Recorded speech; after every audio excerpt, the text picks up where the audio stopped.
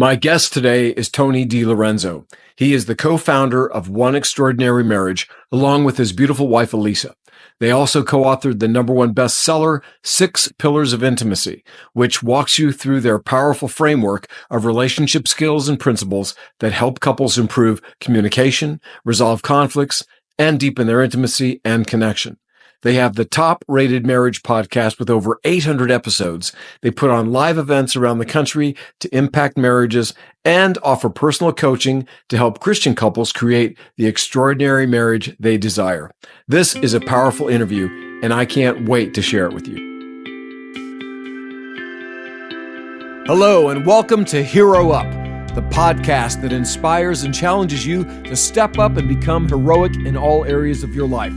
I'm your host, Tony Stark Polici, and it's my goal to give you practical, actionable advice and insights into copywriting, mindset, lifestyle, and impact. On this show, we'll explore how to create compelling and persuasive marketing messages, and I'll give you clever tips to make you stand out as a hero. Whether you're an entrepreneur, a freelancer, a coach, or a creative, this podcast is for you. So, let's dive in. Tony, brother, I am so grateful that you are here with me today. Thank you so much for doing this. Oh, it's great to be with you, Tony. Yeah, it's an honor, man. I feel like I haven't seen you in a bit, but just as we got back on, it was just like, man, just seeing my old friend again. Yeah, I miss talking to you. I really do miss talking to you. And I'm really excited about what we're going to discuss today. I know that this is going to make a big difference for the people who are listening to this. So welcome to the Hero Up podcast. So I want to just start out with a very basic question. Yep. So tell me, what is your business? Who do you serve, and what pains or problems do you solve? So our business, I run my business with my beautiful wife, Alisa. We have for the last 15 years, and it is called One Extraordinary Marriage. And we help Christian couples experience and create the extraordinary marriage they desire in their life through our 6 Pillars of Intimacy framework.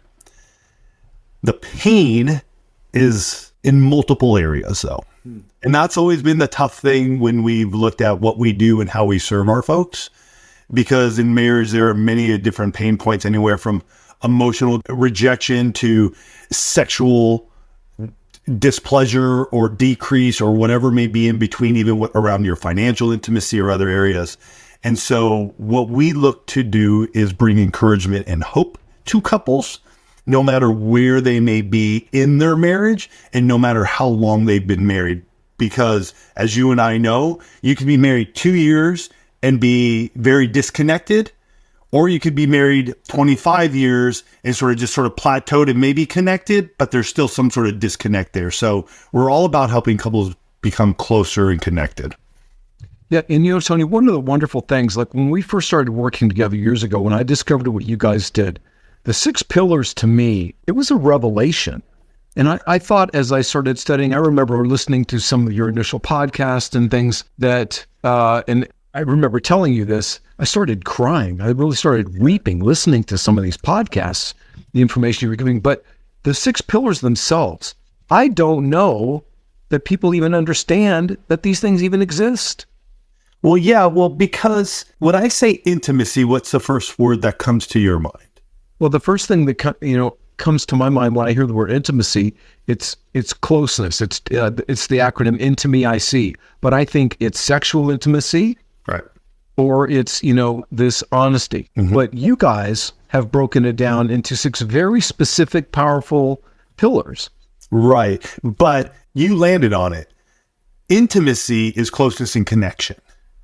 And so when we bring that up and begin to bring that up, especially for married folks, it helps so much, and it allowed people to go, oh, okay, intimacy isn't sex. Like, society has hijacked that word to only mean sex, and it's not the truth. And so when Alisa and I came out with 6 Pillars of Intimacy, and still do, we do multiple speaking engagements around it. We do a marriage getaway every year around it. What we're about to release and open up our 6 Pillars of Intimacy weekend. We do so much around this now is because we want to break that stigmatism that intimacy is only sex. It's closeness and connection. Exactly what you said. Would you mind telling us what the 6 pillars of intimacy are? Yeah. Well, we'll start with emotional intimacy. So that's your closeness connection, verbal, nonverbal communication. Physical intimacy is our non-sexual touch. Because we really wanted to break this out and go, because there are times when Alisa and I just want to hold hands and cuddle and kiss. That doesn't mean it's going to lead to anything more. Everybody hold on. We'll get to that one that everybody's like, where is it? It's there. Relax. We got financial intimacy. This is everything from your cash flow budget to, insurance, to wills, last will and testament, retirement plans, all of these different things around your finances. I mean, private school, not private schools, whatever it may be, college, trade schools, whatever that may be for yourselves, because we know many couples who have been married. And then later in life, they're like, I'm going back to school. Well, how does that impact our financial intimacy? We have our spiritual intimacy. Those are our beliefs and our practices that we share together. This one for many of couples, can be a tough one because we are taught from an early age that our relationship is our own. And so how do we bring that together? Like, how are we praying together? How are we doing a devotional together? How are we growing together? We have recreational intimacy, which is your activities and fun. This is your dates. This is the one where you get to go do things and enjoy life. And then finally is your sexual intimacy. And we actually break this up. It's not just intercourse, it's romance, initiating, foreplay, and sexual intercourse, because we wanted the couples to understand that sex isn't just the act. There's a lot of things going on around that act that makes it so we can be close and connected. Yeah, that's beautiful. So I encourage anyone listening right now, if you are married and your relationship is not a 10 out of a 10, you have got to go get Tony and Alisa's books. You've got to listen to their podcast. You have to tap into what they're doing, because I'm telling you, it's transformational. So thank you. Love what you guys do, always have. And it really is transformational. So let me ask you this question. I know how important this is, but you tell me, why does this work matter to you? Our mission here is to impact one marriage. And then in parentheses, we say every day, because marriage is the foundation of our society. Family is part of that. And if marriages continue to crumble and break, I don't know what our society is going to look like. And I know we've gone through a lot in our society and over those years. And many of us have seen the heartache and the pain of divorce and separation and all that. But it's not going to stop Alisa and I from pressing in and helping couples to experience their own extraordinary marriage. And I don't care if it's your first, second, or third marriage. You can have the extraordinary marriage, because if you do, then your children see it. And if your children have impact, there are others in the community also who see that, your neighbors, your friends, your family. And so for us, it's about changing where we are now in our own homes, but also radiating that to others so that they can have hope and be encouraged in their own lives. When did this become important to you guys? What started this for you?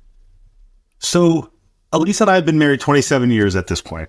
It'll be 28 years on October 5th. We got married young. I was 23. Alisa was 22. We met when I was 21 and she was 19. And so to say that we had a rough start to our marriage is an understatement. We almost got divorced after 4 years of marriage. I had hiked the Pacific Crest Trail. I through hiked it. So I hiked from Mexico to Canada. It took 138 days, 4.5 months. I was gone on the trail. And when I came back, I was very disconnected from life in general, Alisa for sure. And it was at that first point when she came in one day and just said, I can't handle this anymore. And this is back in the old school days. You and I would remember it. We didn't have cell phones, but we did have the old trusty yellow pages. And she just came back and she's like, hey, I'm not going to deal with this anymore. And I've been looking through the yellow pages for a divorce lawyer. And we rectified in some way there. We still weren't sure where we were. And life happened. And then it was year 11 where it hit us again. We had a 5 and a 2-year-old at that point in time.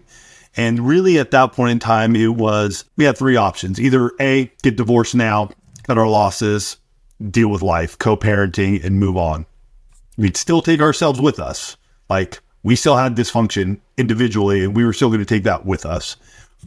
B, wait until our youngest turns 18 and get divorced then, which my youngest turned 18 last November. So that really hits home for us. Or C, get radical. And we chose to get radical. We did something called the 60-day sex challenge.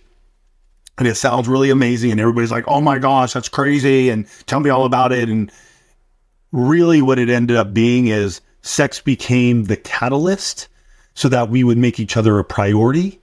But all the 5 other pillars of intimacy were strengthened because of that. We completed 40 out of those 60 days. We're like, we're good. Like, let's rock and roll. I was running another business. Great. We so happened to be doing a small group study at our church talking about the Song of Solomon. One of the couples in that small group told our small group director, who then told our family and marriage pastors, who then asked us to speak at the marriage getaway for our church.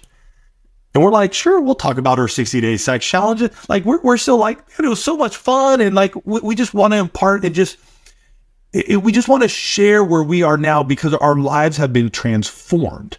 And more so from the emotional intimacy standpoint, that again, the sexual intimacy was a catalyst, the sex was a catalyst, but the emotional intimacy was the one that got strengthened the most. The romance part of our lives, the conversations were fun again. We wanted to have fun, the recreational intimacy.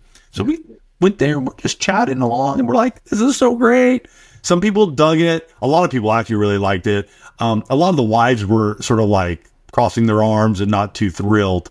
But after the session, we were out at the pool just hanging out. This is down in Palm Desert, California. And to a T, almost every couple's like, what's next? What's next? What's next? What are you guys doing next? That was so inspiring and it encouraged us. And I'm thinking, what's next? I'm like, Alisa and I are good. So we're like, we're good. And then there's just nudgings from the Holy Spirit and others, and about 6 months to a year later, when blogging was really going, so we picked up blogging and that created more tension in our marriage. And then I hired a business coach who we were working through some of that, like content creation and all this. And he goes, hey, there's this thing called podcasting. I'm like, what's that? He goes, it's like a radio show, but you don't have to go in a studio. You don't have to pay for it. And you just do your thing. And I'm like, I can talk.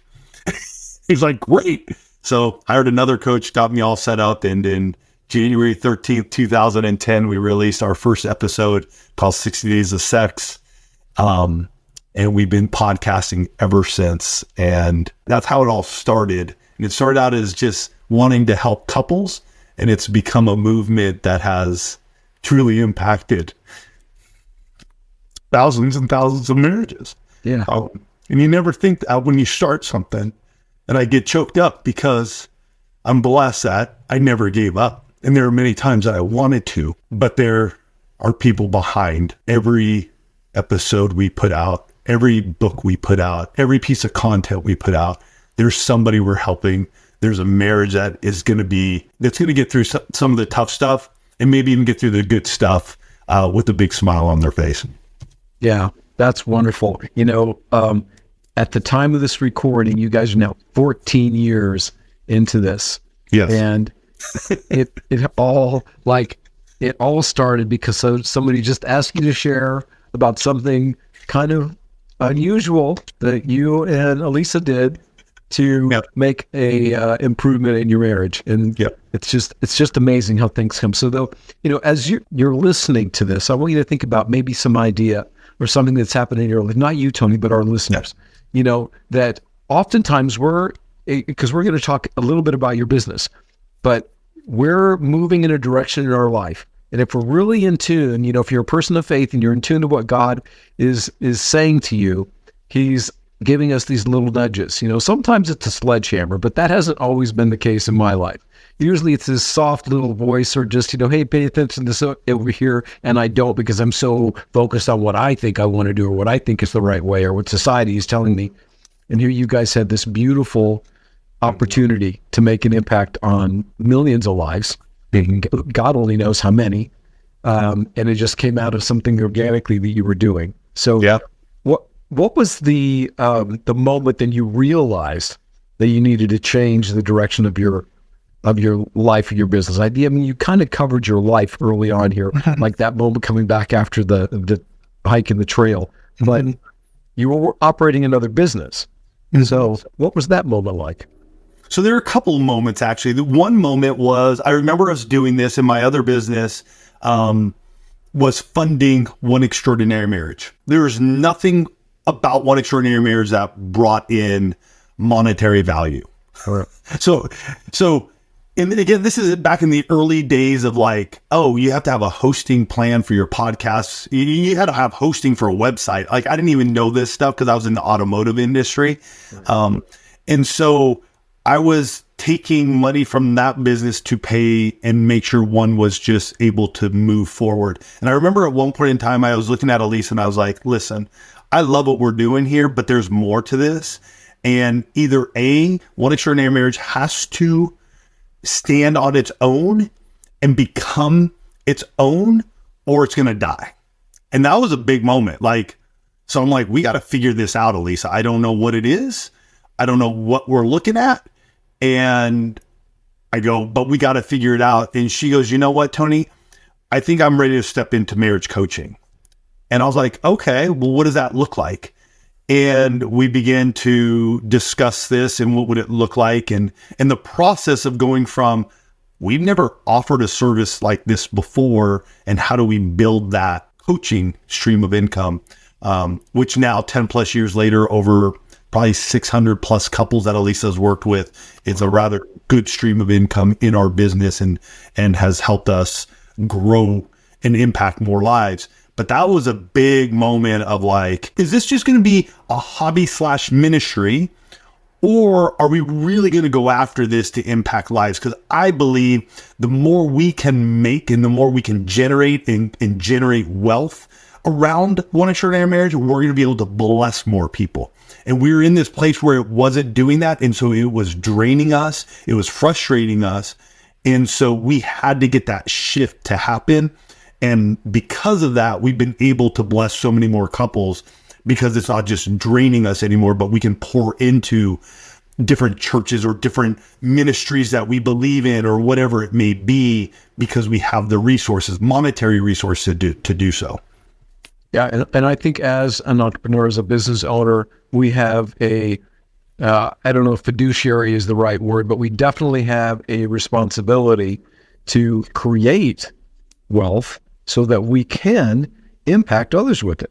Mm-hmm. That's as a heart-centered, God-loving individual, that is my commitment. That is my belief. I don't need another fancy car, but what I do want is I want to make an impact. I want to create legacy that goes beyond me.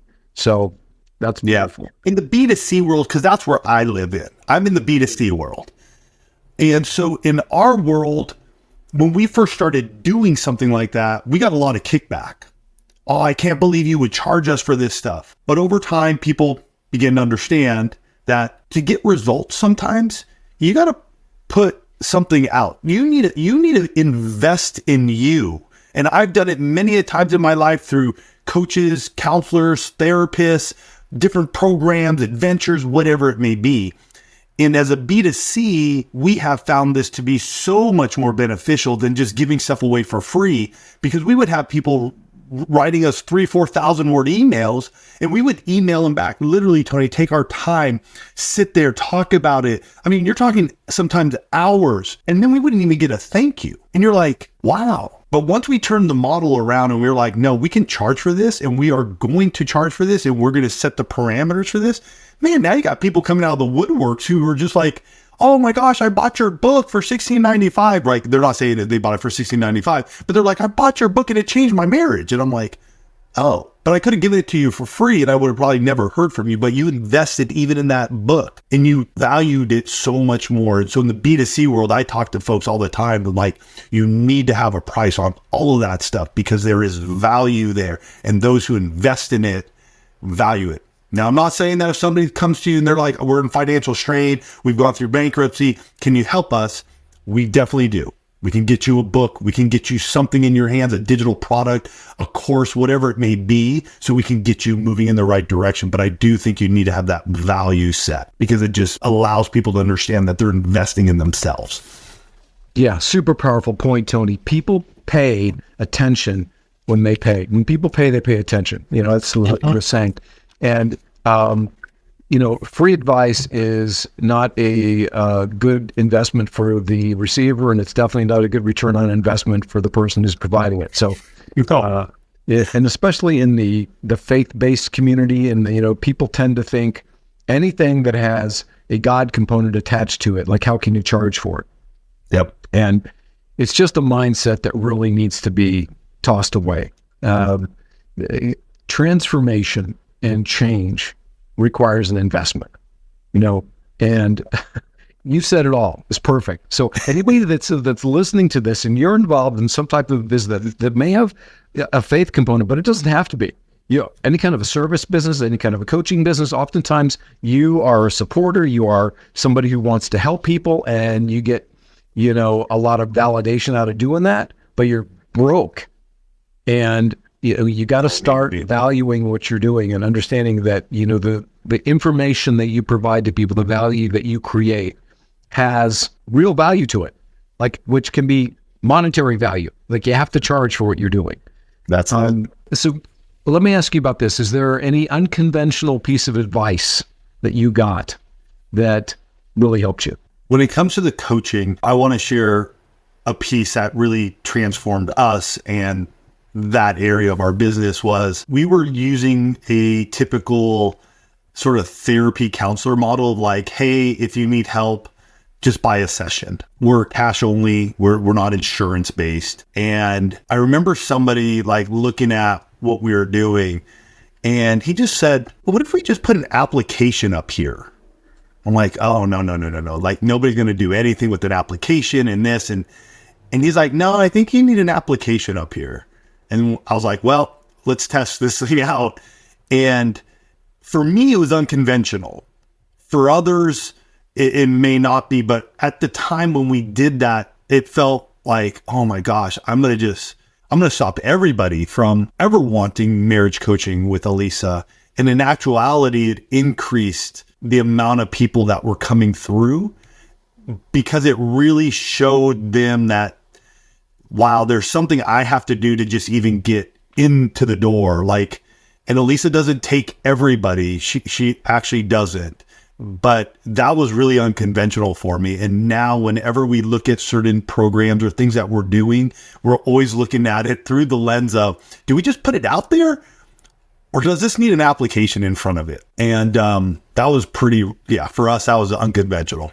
Yeah, and that's a brilliant positioning move right there, because it changes the perception from, oh, this is just your run-of-the-mill counseling session that, I just got to pay for. And then people are focused on price. They think it's just like everything else before. But when you create this scarcity and this acceptance positioning, you got to apply. You can't just pay to get into this thing. It's a whole different... Another thing. Yeah, it's a whole different positioning. It's brilliant. So what's your personal approach been to finding balance in your business and your personal life? You guys had this extraordinary... the big question, right? The balance, the alignment. How do you do it? I don't know. We're entrepreneurs. So sometimes you have it, sometimes you don't. Yeah, exactly. We hear about this, you got to find work-life balance. And I think as an entrepreneur, what the heck does that even look like? Yeah, it's for me, well, let's put it this way, man. For 9 years when we were building and growing and I had my other business, I'd wake up at 5 a.m. I'd get behind my computer. There were days when I'd go cycling and working out and do those sort of things. But most days I'd get behind my computer and I'd work on One Extraordinary Marriage for about 2 hours in the morning. As the family was waking up, I would get to see them. They would eat breakfast. I would eat breakfast. I typically always had my computer, and still do to this point, in some living area, because I like just knowing where the family is. Right now I'm in Alisa's office. And Alisa has her office because she does the coaching, so she needs that privacy. But I would be in some part of the living area, so I always saw the family. And so I'd be able to give them kisses goodbye and all that stuff. But I'd be on it first thing in the morning, checking emails, doing what I had to do, adding, content pieces. This is prior to us having a team or a content director and all this other stuff, social media posting. I'd do all that. And then I'd go to work, my other business, pretty much all day. If I had gaps in the day, I would go sit at a Starbucks and I'd just be cranking away at stuff, building out the website, making little changes here and there. And then I'd come home, we would hang out for a little bit. We'd do dinner, depending on what was going on. I could be on the couch watching sports, TV with the family and just working on stuff. That was years of it. But I think if you even ask my children to this day, they're like, oh, you weren't present or anything like that. They wouldn't even say it. I was always there. We were always around. If Alisa and I wanted to take off, we'd take off. We would do stuff. Now it's a little bit better because every morning I do get up, I work out, I have some sacred time for myself. But I also sold my other business off at the end of 2019 and have been fully in One Extraordinary Marriage since then. And so now my days look a little different because I have more space. But with that comes a whole nother challenge of like, my children are older. They both drive. One of them's 21. One's about to graduate. And so the life changes where before you're like, oh, we got to do this. We got to take them here. They're not around anymore. So it's easy just to get like just behind your computer and just cranking away for hours at a time. And so Alisa and I will actually pull ourselves away and be like, let's go to lunch. Like probably don't need to go to lunch, but we're going to go to lunch. Before we got on, I was even telling you, like, I have it on my, I write in my 5-minute journal every morning. And it'll be like, what would make today great? In many of my days, I'll just write, go for a walk around the neighborhood this afternoon. And so I don't know if there ever will be. I think I run it to the best of my ability. And I think the more important question to ask is, if you are married, family, where's your spouse in this and how do they feel around it? Because there are definitely times when Alisa was like, dude, like enough already, turn it off. Like it can wait. And I had to listen and I'd be like, okay, you're right. Like it can wait. And other times I'm like, it can't, Alisa, give me 15 minutes and let me finish this off. It is tough, but I love what I do and what we get to do together. So it doesn't feel like work at times. And I will say this, you guys actually have within your framework of the 6 pillars, you have all these tools and resources and methodologies for actually dealing with things like this. Oh yeah. I would say that you are in a position that maybe a lot of marriages just aren't in. They are intuitively in touch with the kinds of checks and balances that make you aware of the things that you need to do.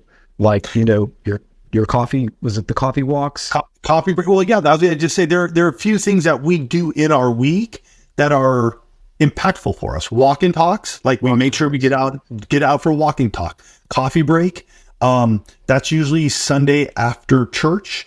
We'll sit down in a cafe or do something like that and just sit and we just talk about, we have a list of things that's in our 6 Pillars of Intimacy monthly planner. It's just a number of things. It's some logistical stuff and then just some, just day to day, like where are we at? Not like the logistics of the family, but where are we as a couple? And we'll just go through those questions and ask one another those things. Every week we have our podcast, so we've made intentional time around our podcast to talk about our marriage. So that's for us is a big moment of like, wow, this is really good. Like, so we've set up our intimacy lifestyle. That's our sexual intimacy and scheduling sex. So there are things that we have put in play in our marriage that allow us to keep moving forward in the direction we need to be in that gives us alignment between work, marriage, family. Right. So you mentioned something that I want to bring up because I think it's my judgment is that some people might think, wait a minute, what did you just say? Scheduling sex? That doesn't sound very spontaneous. So, tell us about the kind of experience you've had with couples when you've suggested this to them, how they've responded, and then, what happened after the fact. Yeah. So this came after our 60-day sex challenge. We wanted something that would still keep us making that pillar a priority in some way, shape, or form, but we weren't sure how. Like after we were done, we took a month off. We were like, we both just need a break. Like we're still going to find closeness and connection in the other pillars, but in the sexual one, we're just going to take a little bit of a downtime. And in that time frame, we were like, well, how do we set this up? And we remember talking to another couple of hours, and they had first mentioned this to us, and we're like, what is that? What? And so we began that journey of scheduling sex 15 years ago now, I think it is. And the way we set it up, so that way there can be spontaneity in it if somebody wants that or desires that, which, by the way, we've done an episode on this, and the percentage of folks thinking that spontaneous sex just happens is very, very, very small. It's rather interesting to see the statistics around this. And I just can't remember them off the top of my head. But the way Alisa and I set this up was, hey, Monday, Tuesday, Wednesday are my 3 days to initiate on one of those days, because we determined we wanted to have and be sexually intimate twice a week. Hers were Thursday, Friday, and Saturday. She had to initiate on one of those days for us to be sexually intimate. And so it wasn't like, hey, this is happening at Tuesday at 9 a.m. This is, I have Monday, Tuesday, or Wednesday to initiate, and then she would have that same opportunity on Thursday, Friday, Saturday. And so there is an ability to romance, initiate, like, let me look at the calendar. Let's look what's going on. Because if Monday is packed, like she has 6-7 coaching calls, probably not the day for me to be like, hey, baby, like, let's go. Like, she's going to be tired, but if I can look at Wednesday and go, wow, she has a nice gap in her afternoon. She's probably going to be like just doing some more content stuff, working on some stuff. I can send her a fun little sexy text message and be like, hey, hottie, interested in meeting me in the bedroom at, 8:00 tonight or something. Well, you know what I mean? Yeah. And so you can still have that fun and spontaneity within scheduling sex. So putting it on the calendar at a specific time is not necessarily off the table, but it doesn't have to be like that in order to follow this docket, right? Not at all. Not at all. And we have couples that have set this up in so many different ways that fits their marriage. I know couples who are like 3 to 4 times a week. I know other couples that go only one. They're cool with 1 time a week, but they change the week. So 1 week's a wife, 1 week's a husband, 1 week's a wife, 1 week's a husband. So many folks in the one family, and that's what we call our community, is they're setting it up for them. And Alisa and I always say this is like, we are sharing the tools with you, the resources with you. You have to make it so it fits your marriage. Tony and Alisa, God made each of us individually, who we are, how we see the world, how we engage with one another, but you may see it vastly different. So for instance, it's funny, we just got back from our 6 Pillars in Paradise marriage getaway. Some dear friends were there with us, and he goes, you and Alisa have to be firstborns. And I'm like, yeah, actually we are firstborns. And it was around scheduling sex and the intimacy lifestyle. He goes, yeah, me and my wife, we're secondborns. We don't do that sort of stuff. And so we started making jokes with them. But they still get it. They still understand it.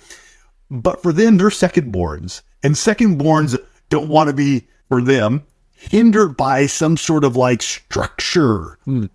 But as secondborns, and because they understand the 6 pillars of intimacy and the framework, they're still like, no, but each week we still need to be sexually intimate with one another.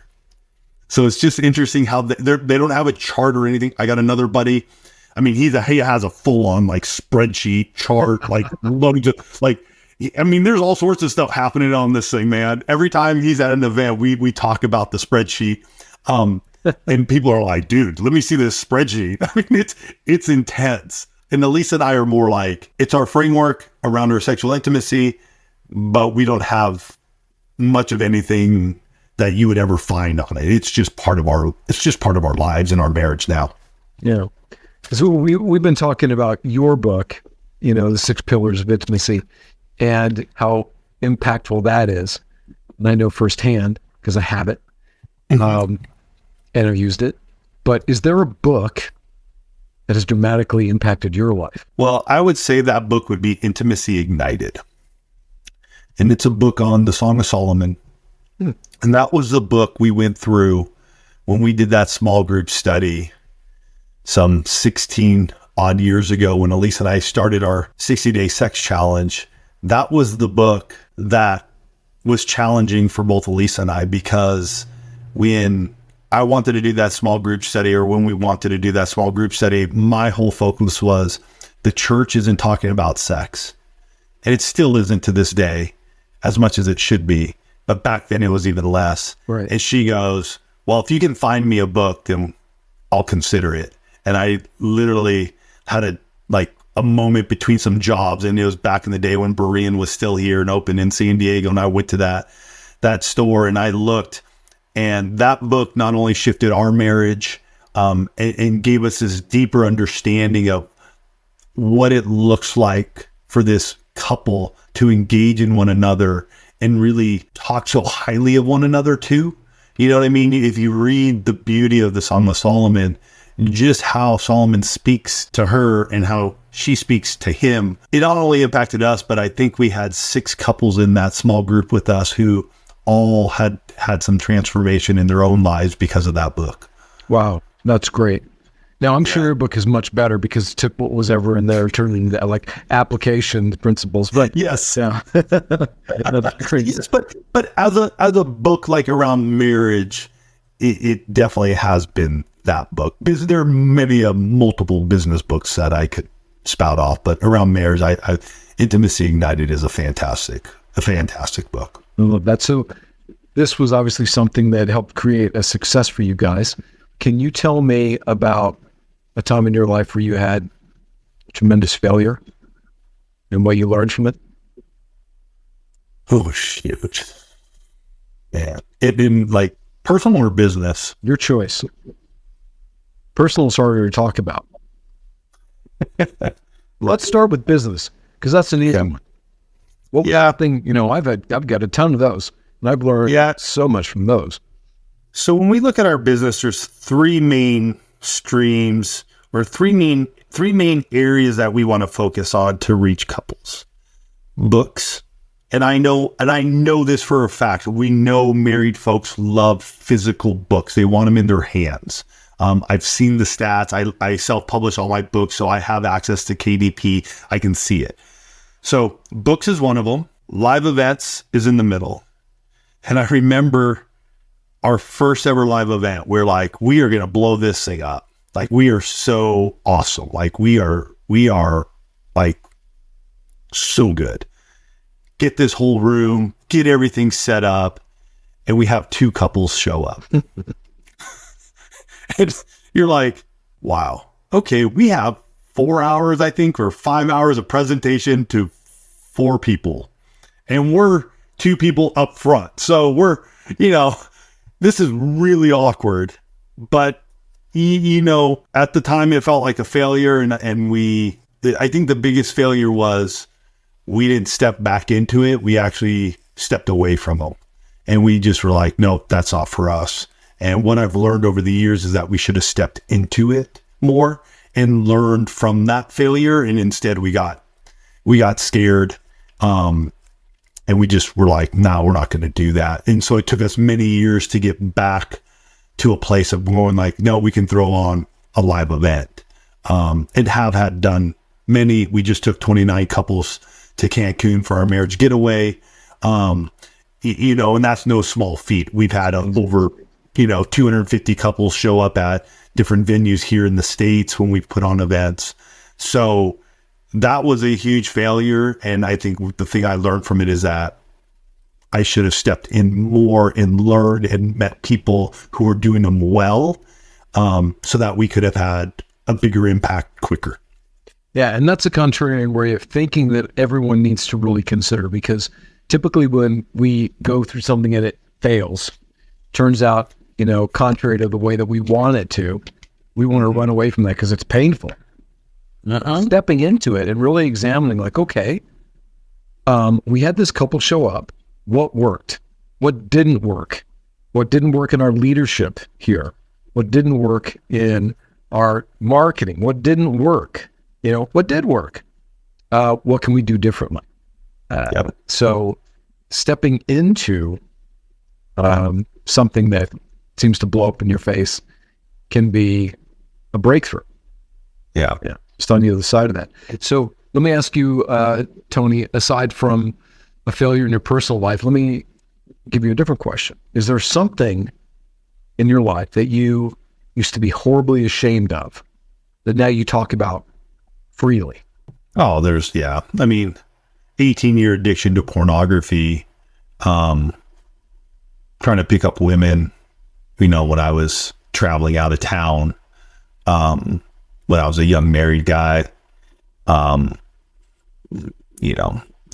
think as a dad, there are many a times when you feel like a failure, when you just get pushed and you scream and you blow up and you feel the guilt and the shame and all of that stuff that happens. So there have been many a times in my life where I've had to be like, we got to pick ourselves back up. I got to ask for forgiveness. I got to say, I'm sorry, which is always tough and difficult to do. You know what I mean? You always feel like you're right in the moment. And there's still stuff that I would have to look back on and I think for me, when I look at a lot of the stuff where I have failed, I've made decisions too quickly, and didn't seek the guidance of Alisa. So she and I have an amazing and beautiful relationship, but it took time for us to trust one another still. As much as you think you know each other, now we fully 1000% trust one another. So a lot of those things that happened early on and as a young married man, typically doesn't happen anymore because I trust Alisa explicitly. So we're going to talk about those things and we take on a challenge or whatever it may be we're looking at together. But yeah, man, I mean, there's so many things that I share a ton in the podcast, and I think that's the beauty of where Alisa and I are, is that we always were willing to be open, honest, and transparent, from roughly episode 4. And that transformed how we share who we are and what's going on in our own lives. Good, bad, and ugly. It all just sort of comes out eventually, typically not in the middle of the challenge, but after we've seen the breakthrough ourselves, so we can reflect on it and not be in the muck of it. Early on, it used to be we were in the muck of it, but we were still learning. So that was part of the process. Sure. In regards to the addiction stuff, obviously, that I've had a long history of that myself and really struggled with it. I know for me, the thing that really made the difference, and I'm wondering for you, what was the change in behavior that made a difference for you? For me, it was getting honest about it, and realizing that I was only as sick as my secrets. And I used to be so afraid of what people would think of me. Obviously you don't want to, as a married person and struggling with that kind of addiction, I know there's people that are listening to this that may have had that issue, may have it right now, may be behind a whole lot of pain in their life because they're not talking to anybody about it. But getting to the point where I was able to really address it and stop fooling myself and talk about it, that's when the transformation started happening for me. What about you? I think honesty was a big thing. My experience was truly a miraculous touch from God. I mean, it was having to come clean. Alisa had known that I'd battled with it for a number of years prior to us even getting married, but it had gone dormant after the birth of our first child. And when I say dormant, it means I wasn't bringing it to her attention anymore. It's just like you were saying, it was in hiding, it was in secret. And I remember the same home where we started the podcast. We were in a townhome and she was in the living area. There was a door that went to the garage. And so I was walking out to the garage. She was inside breastfeeding our oldest at the time. And I was going to the garage because I was just frustrated. I was going to go look at porn.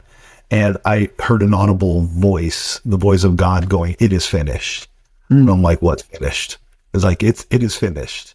And I knew at that moment, I was like, because that's what I was going to the garage for. It wasn't going out there for anything else. I mean, that was my intent, man. I'm walking down the hallway. I'm going to go I'm going. And so I was like, oh, shoot. And so I was like, okay. And so instead of battling that, I just walked back in and confronted Alisa and let her know where I was and where the struggle was. and that it's finished. And I just said, hey, you'll be my accountability if I end up looking or feeling like I need to go there. And the precarious thing is that she was leaving for a week-long trip to go see her folks. And that was going to leave me at home to my own devices. Yeah. And within a few days, I had looked, and I remember calling her and hearing her voice, not seeing her. And I think that was really helpful as I think back on it. Like, I didn't see her face, I didn't see the emotion, but I could hear it like come from just the depths of her soul. And just, I want to say disappointment, but I think it was just sort of like a, man, like, I really want to trust you, and I just can't. And that really hit me. And I think a little bit of that disappointment in her voice, and it hit me. And literally from that point on, it just sort of came to this point of repentance. And I just remember just going, God, just wipe this clean. Like, I'm done. I'm finished. And I remember from that point on, like, just my mind just being erased of all images of everything. And I haven't looked at it since. And that was 20 years ago. So it's just sort of like, wow. And I look at stuff all the time. I'm in the marriage niche, man. And we're talking about sex all the time. We're talking about oral sex. We're talking about like toys and this and that. Yeah. And so you can only imagine some of the stuff I'm seeing at times, but I'm like, okay, cool. Like, it's just part of the deal. It doesn't mean I go down this whole rabbit hole and just end up looking at porn for 5 hours. You know what I mean? It's just sort of like, I need to look this up because I'm researching, I'm doing something, but I have no connection to it anymore whatsoever. And the images literally are gone. Well, praise God for that. Tony, is there anything in your life right now that is a fear? And if so, how do you manage it in your daily life? I think the start of every month there's fear. Not in a bad way, but like in a righteous way. Like, dang it, I got to start the month over. Last month was really good. Dang it. So building up some more recurring revenue is always a blessing, and something that we're working on, and I work on a lot. A present and real fear. Both my children leave this late summer, early fall, and it's going to put Alisa and I in a spot where we've been before when the oldest left, in being semi-empty nesters, but it's going to be an interesting season. And so it's something I look at and I'm like already thinking about and trying to just, what's it going to be like for them to be gone, number one. And two, what's it going to be like for Alisa and I? And fortunately, we've dreamed a lot of dreams. Mm-hmm. And the dreams we had 10 years ago, where one would be, are coming to reality and to fruition. And so we have so many years ahead of us. It gets me excited. But there's also that, like, what does this next stage and season of life going to be for us?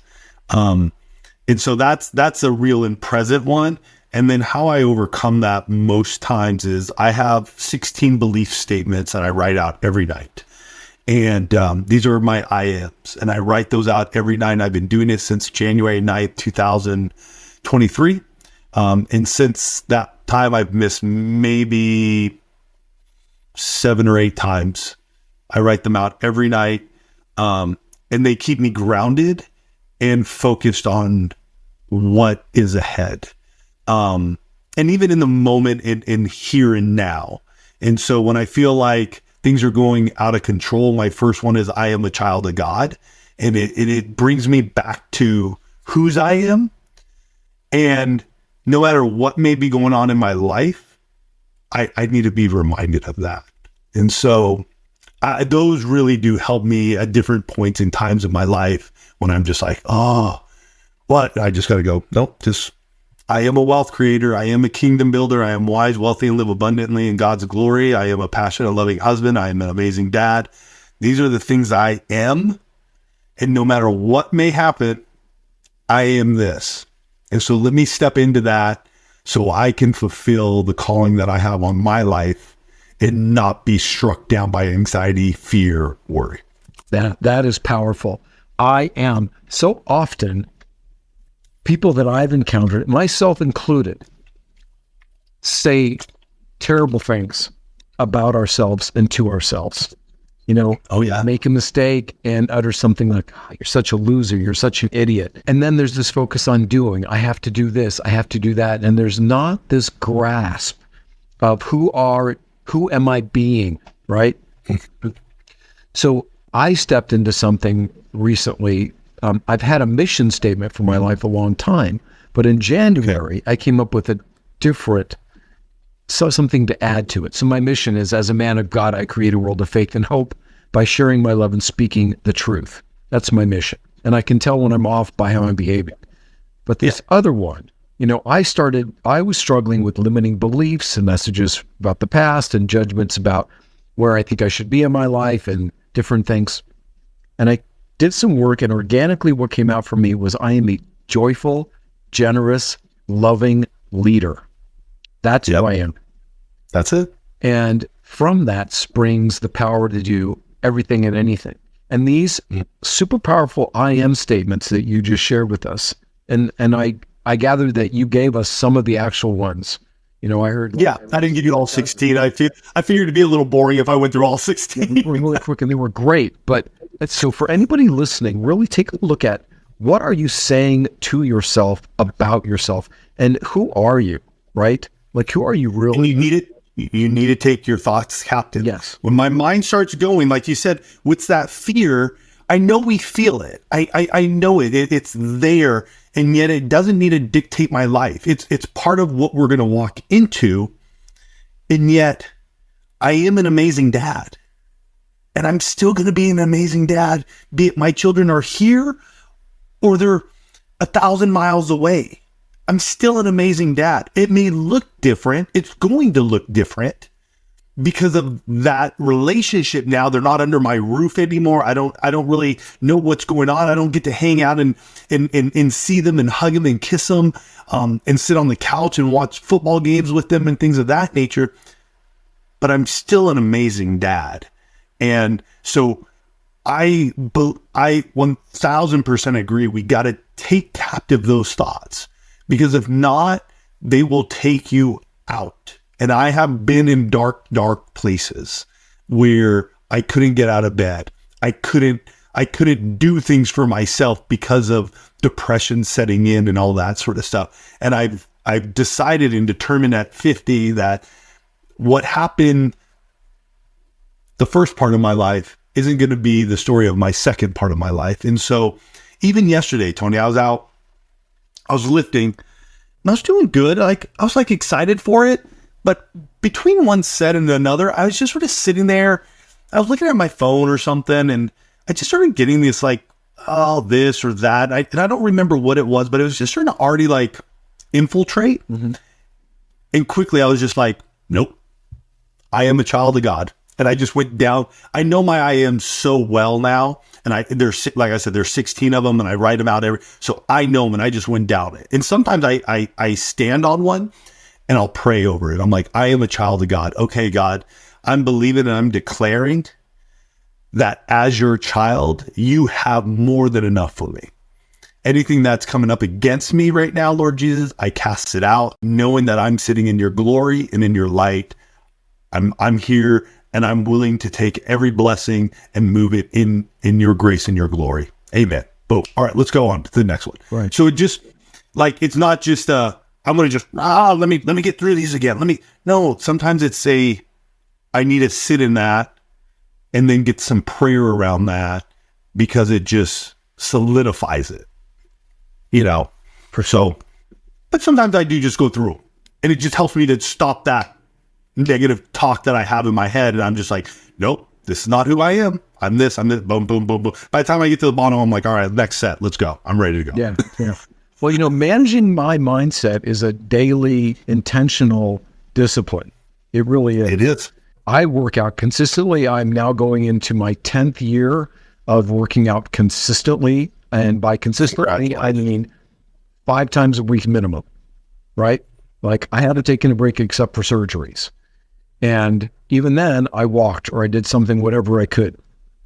Yeah. But Tony, every single day when I get up to do it, the voice in my head is like, you really don't need to do this today. I mean, you're in pretty good shape for a guy your age. Most of your friends don't do any of this stuff. Like, why are you working so hard? You didn't get enough sleep last night. Oh, your knee hurts. Wouldn't you rather just go have like a nice breakfast? It's like I've got to battle these. And this is all while you're just walking to the bathroom.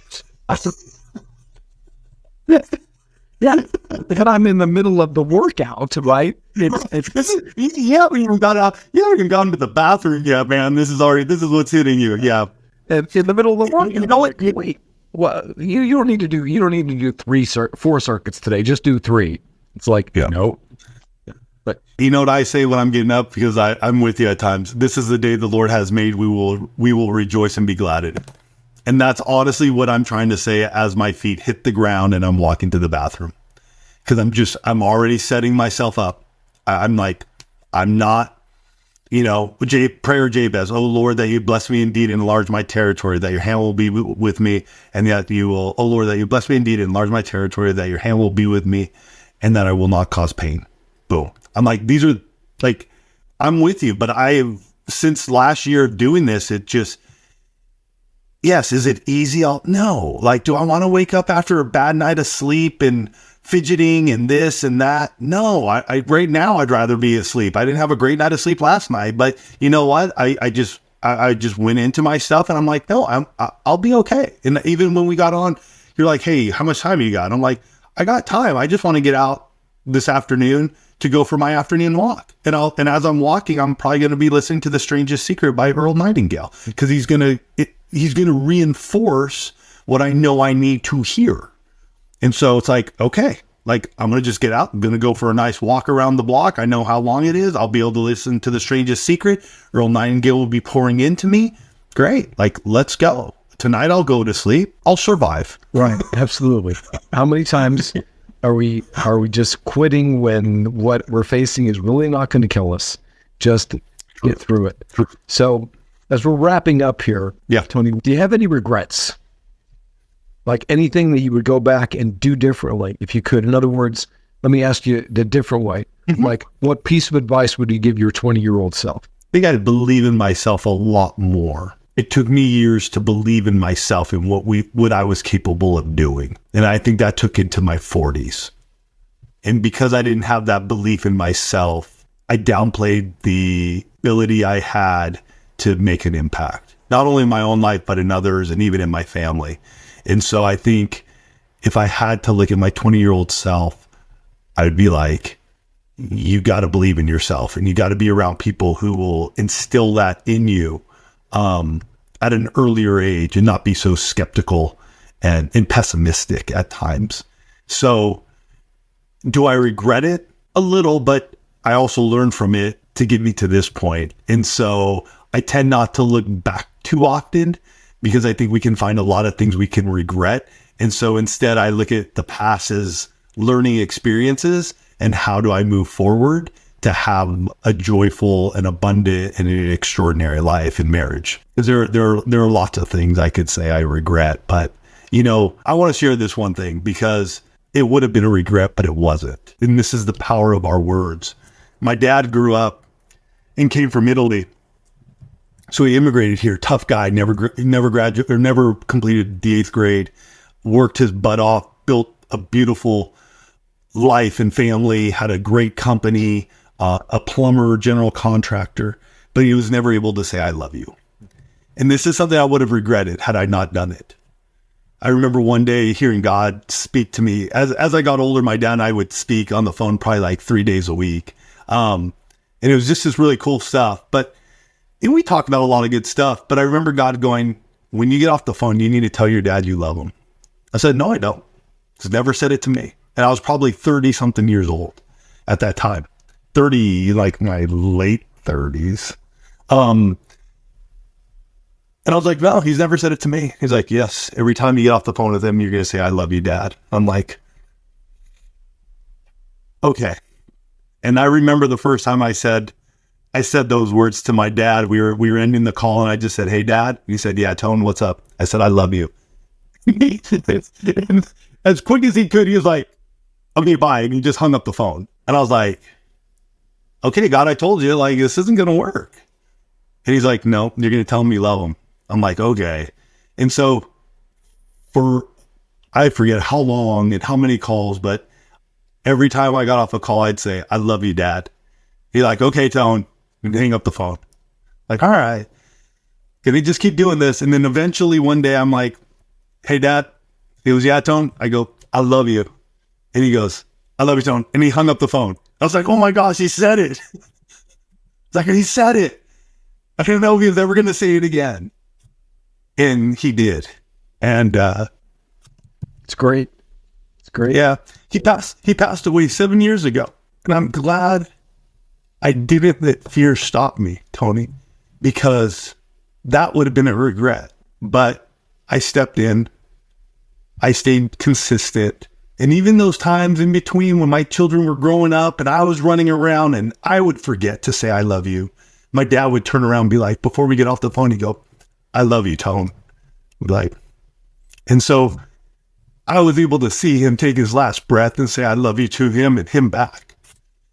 Those are the things we don't want to miss out on in life. And so if you're sitting on something, don't let it sit on you and go step in, because there can be breakthrough for you, because there is a lot. I may have tears. It's because my dad doesn't get to enjoy life with us. We get to live a beautiful life, and he never got to experience it with us. But I'm glad I got to say that to him.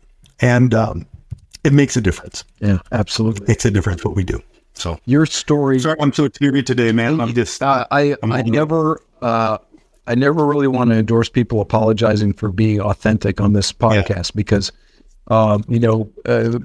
men being afraid to be real with our emotions has caused more dysfunction and problems in our society. True. Than I think the evil that men do. So I honor that and respect it. And your story is just like mine. My dad was the same, 8th grade education, very tough. And I started the process of I love you when I was in recovery from drug addiction. Like I was so shut down, but you go into these, I was in 12-step meetings, and you go in there, people start hugging you. And I'm like, oh, what the hell is this? My mom died when I was 8, so I didn't get hugged growing up, except by my aunts. And that just seemed normal. But, for a guy to come up and hug you, I mean, I had like big bikers in leather coming up and hugging me. And, eventually I got used to it. And I started hugging my dad, and he was like a board. It was very awkward. He'd always go in with a side thing, kind of. And I'd say, I love you, Dad. I love you. And I don't remember the first time that he said it back to me, but it felt like it was forever. And I don't ever remember him saying it growing up.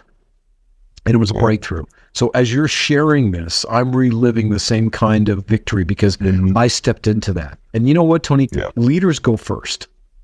Mm-hmm. And for anybody listening to this, like too often we can justify like, well, what you said is so common. Well, he never said it to me. Why should I do it? And like, man, the kind of possibilities that we can open up if we're just willing to be the first one, instead of, well, they treated me wrong, or, they're my dad, they should be the one that does this. There's nothing that says you can't set the example anywhere. And, you said it perfectly. What a regret it would be if you'd never done that. And I know people who've been there. I got to be there with my dad when he took a spinal breath. I was there the last 5 days of his life, 24/7 in hospice, stayed there. And I'm so grateful. I said everything to him that I needed to, in the last few years of his life when he got cancer. I made sure to.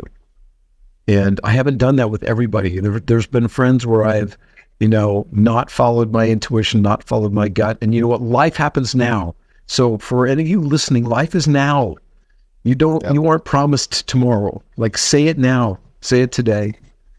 Tony, what would you like to be remembered for? When people think back, when you look at the legacy that you want to leave, what is it that you want people to say about you? A man who loved well. And many. And I think that's the legacy I want to leave, is I'm a man who loved well and many, in different ways and different folks and in different places of life, but able to find that commonality to go, all right, we may have differences, but we can find a commonality of where we're at and we can strengthen one another. Like, I just think about my dad again in that respect. Like, my dad, everybody who came to his memorial was like, your dad was my best friend. Like, everybody said that about my dad. Like, there's about 100 of you here, and you all said dad was your best friend. And I think that's who I am as well. Like, I value those relationships. Some of them may be tight, like, hey, we talk all the time. Some may be, hey, we talk once a year. But there's still a, hey, Tony loved me and he knew where I was and he saw me and he loved me well through those times. So yeah, that's great. Well, my experience of you, brother, is that is the man you are. I have always experienced you and watched you interacting with other people, and we've had the opportunity to be in a relationship together in non-business situations and social situations with other men. And I've had that opportunity. You always show up as a guy that's loving well. So you're doing it. And you are definitely a great example of somebody that knows how to hear what, because you have overcome obstacles. You continue to step into challenges. You are not content with being mediocre. You continue to strive for greatness in your business and for impact in the world and in your life and your marriage and the marriage of others. So well done. It's an honor to know you, and I love watching what you do. So tell me, how can our listeners find out more about what you and Alisa do? Where should they go look for your stuff? Yeah, easiest place, oneextraordinarymarriage.com.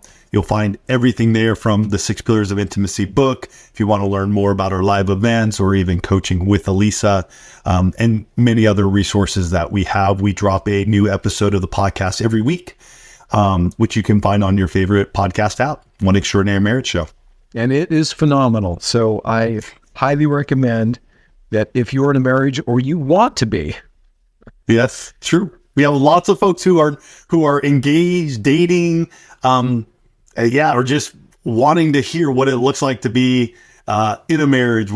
That's open as well. Yeah. And if you've had a failed marriage and you want to try again, education. Like I'm one of those guys that really blew up my first marriage. Was never my intention. We both blew it up. I can't own all of it, but it was so many of those painful lessons that changed me. And so you can go learn too. So I encourage you listeners to do that. Tony, thank you so much for being here with me today. This was an amazing discussion, and I hope that I can have you come back again and we talk some more. Excellent. Thank you so much, Tony. Appreciate you, man. Thanks again.